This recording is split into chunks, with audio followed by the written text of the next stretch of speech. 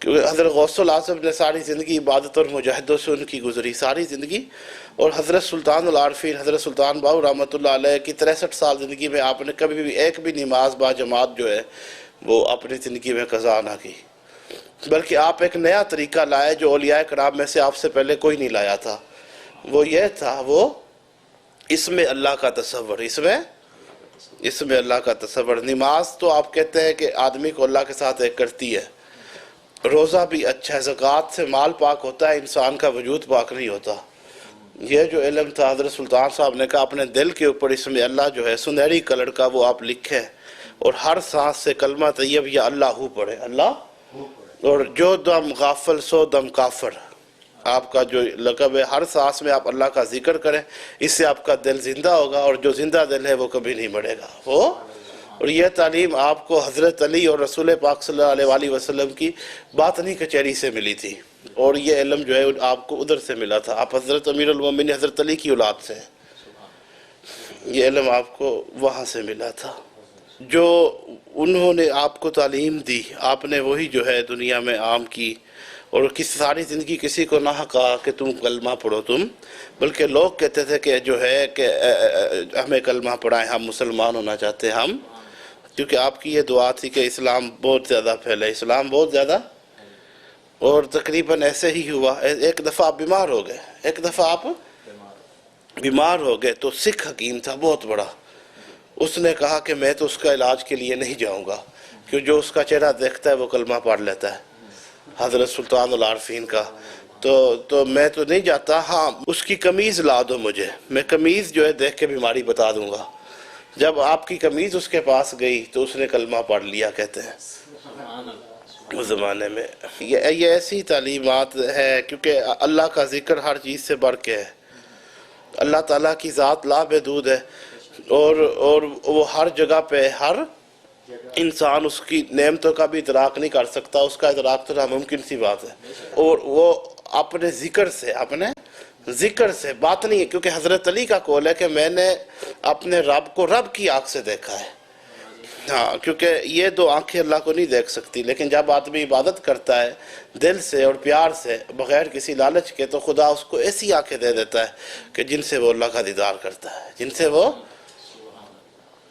اور یہ بڑا مشہور واقعہ، یہ بڑا کہ ایک دفعہ یہودی عالم حضرت ابوبکر صدیق کے دور پہ آپ کے پاس آئے اور کہنے لگے میں نے 4 سوال حضرت محمد صلی اللہ علیہ وآلہ وسلم سے کرنے تھے، وہ چونکہ اب اس وقت اس دنیا میں نہیں ہے، آپ خلیفہ ہیں، آپ خلیفہ ہیں حضرت صدیق اکبر کو، تو آپ مجھے بتائیں کہ یہ جو 4 سوال ہیں یہ میرے جو ہے وہ میں آپ سے کرنا چاہتا ہوں۔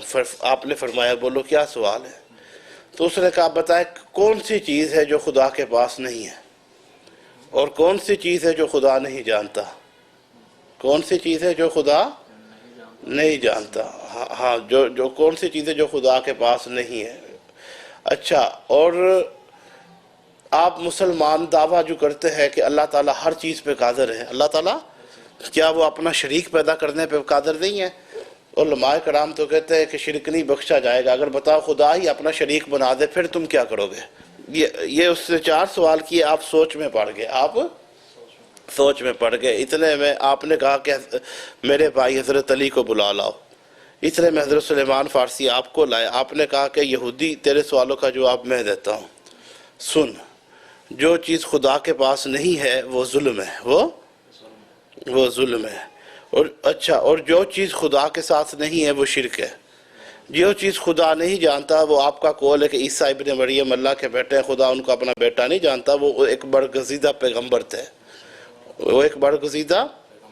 چوتھی بات جو تم نے کی ہے کہ اللہ تعالیٰ ہر چیز پہ قادر ہے، اللہ تعالیٰ ہر چیز پہ قادر ہے، ہاں ہمارا مذہب بھی یہی کہتا ہے اللہ تعالیٰ ہر چیز پہ قادر ہے، وہ اپنا شریک یا دوسرا خدا بنا سکتا ہے، تو جناب علی نے کہا ہاں بنا سکتا ہے، بنا، لیکن جسے وہ پیدا کرے گا یا بنے گا وہ مخلوق ہوگی، وہ خالق نہیں رہ جائے گا۔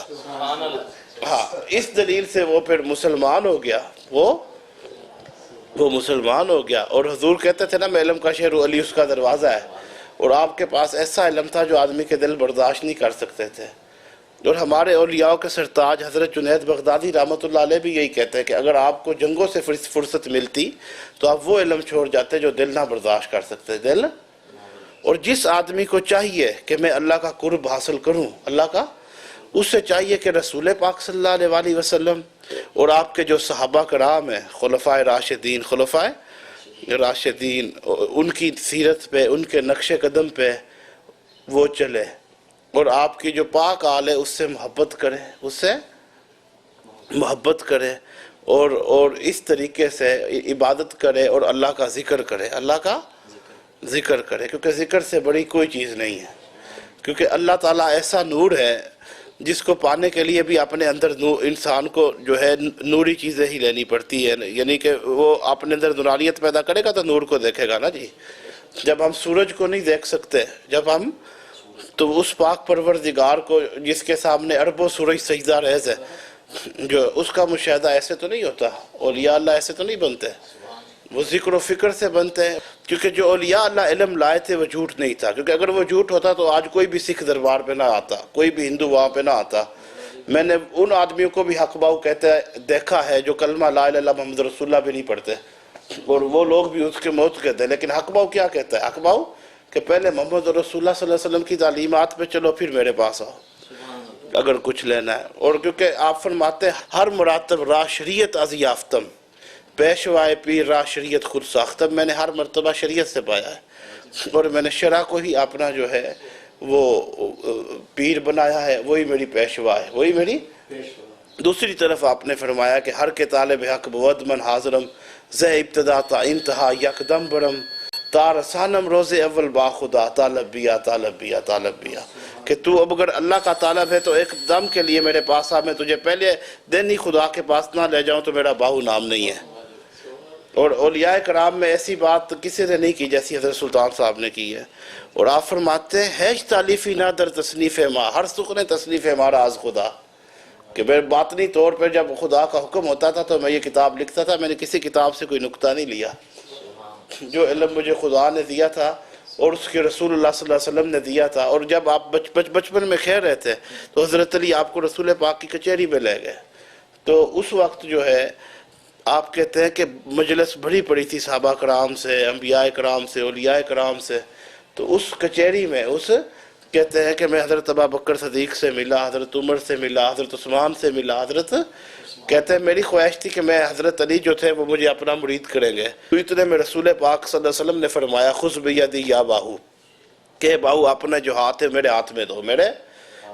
وہاں پر آپ نے یہ شعر بولا دست بیعت کردہ ہمارا مصطفیٰ، فرزند خود خواہ دست ہمارا مجتبیٰ. کہ میں رسول پاک کے ہاتھ کا مرید ہوں، انہوں نے مجھے اپنا بیٹا کہا. فرزند خود خواہ دست ہمارا از فاطمہ معرفت فقر است برمن خاتمہ. بی بی فاطمہ نے مجھے اپنا بیٹا کہا، معرفت اور فقر جو ہے وہ میرے اوپر ختم ہو گیا. خاک پائم از حسین و از حسن، ہر یکی اصحاب یار بابا انجمن. میں امام حسن حسین کے قدموں کی خاک اور چاروں یاروں کی مجلس میں ہر وقت ہوتا ہوں، ہر اولیاء اللہ کی اور اس لیے جو اولیاء کرام علم لائے ہیں وہ ذکر اللہ تھا، ذکر اللہ تھا، نہ کہ یہ لوٹ پھوٹ نہیں تھی، لوٹ پھوٹ نہیں تھی. یہ بدنام عاملین جو ہے نہ یہ مسلمان ہے، نہ یہ ہندو ہے، نہ یہ سکھ ہے، نہ یہ عیسائی ہے، ان کا کوئی دھرم نہیں، ان کا کوئی مذہب نہیں، ان کا کوئی مذہب نہیں. نہ یہ خدا کو پانے کے لیے کرتے ہیں. کبھی کسی انسان کو ذبح کیا ہوتا ہے، کبھی کسی کو دفن کیا ہوتا ہے، کبھی کس کو. ایسے واقعات پڑھتے تو ہمیں بھی شرم آ جاتی ہے. ہمیں بھی حقیقت ہے کہ ہمارے ساتھ بھی وہ نام لگتا ہے کہ یہ لوگ جو ہے اولیاء اللہ کے نام پر یہ کیا کر رہے ہیں، یہ کیا لوٹ مار کر رہے ہیں، کیا لوٹ مار کر رہے ہیں اور تنگ کر رہے ہیں دنیا کو تنگ کر رہے ہیں. اور جو برا ہے اسے خدا اچھے سے علیحدہ کر دے گا. اس سے خدا، آپ کہتے ہیں دیکھو کہ سورج کو دیکھ، سورج کو کہ بادل کا ایک ٹکڑا اس کی روشنی کو ڈھانپ لیتا ہے، بادل کا، حالانکہ سورج تو اپنی جگہ چمک رہا ہوتا ہے. ایسے ہی جو بری صحبتیں ہیں اس سے آپ بچیں، ایسے لوگوں سے آپ بچیں. اور کلمہ لا الہ الا اللہ محمد رسول اللہ کا پرچار کریں. اللہ اور رسول کا جو علم ہے وہ شریعت ہے، وہ قرآن ہے. فرماتے ہیں قرآن سے باہر کچھ نہیں ہے، قرآن سے باہر کچھ نہیں ہے. آپ قرآن، بس ہم نے قرآن پڑھنا چھوڑ دیا، حضور صلی اللہ علیہ وسلم کی سیرت کو چھوڑ دیا. پہلے جو کام کرتے تھے 19ویں صدی میں لوگ تو ہر کام میں ایک شوق ہوتا تھا کہ میں اللہ کا ذکر کروں گا، مجھے یہ ملے گا، مجھے اللہ تعالیٰ ملے گا، مجھے یہ ہوگا۔ اب انسان ایسا ہو گیا ہے سن 2000 کے بعد کہ اس کی ہر سوچ جو ہے اس کی مطلبی ہو گئی ہے۔ اس کو بس اب اپنا مطلب آ گیا ہے، اس کو نہ رشتوں کی ہے، نہ خدا کی ہے، نہ رسول کی ہے، اسے ایک بے سکونی ہے، ہر غذاؤں میں حرام مل رہا ہے، کہیں سے اصل چیز نہیں مل رہی۔ پھر ایسی چیزیں جب آتی ہے پھر روحانیت پہ بھی اثر آنے لگ پڑتا ہے، اور اصل اور نقل کا فرق جو ہے وہ بھی، کیوں کہتے ہیں نا کاچ بھی جو ہے وہ ہیرے کی طرح چمکتا ہے، اور لیکن اس میں اور ہیرے میں بڑا فرق ہوتا ہے، بس وہ کاچ اور ہیرے کے فرق والی بات ہے۔ اگر ہر پتھر ہیرا ہو تو ہیرے کی قیمت نہ ہو۔ بس میں یہی کہوں گا کیا سب مسلمان اللہ کو ایک مانے، اور اولیاء کرام کے جو بڑے بڑے درباروں والے، گدیوں والے، یہ بھی اکٹھے ہو، علماء کرام بھی اکٹھے ہو، اور ان جیلی عاملوں کو بھگانا چاہیے، انہیں نہیں چھوڑنا چاہیے۔ جو ہے کبھی یہ سونے کے پیچھے انسانوں کو مروا رہے ہیں، کبھی کچھ کر رہے ہیں، اس سونے سے تو تیری زندگی قیمت ہے جس کے پیچھے تو لگا ہوا ہے۔ وآخر الدعوانا والحمدللہ رب العالمین۔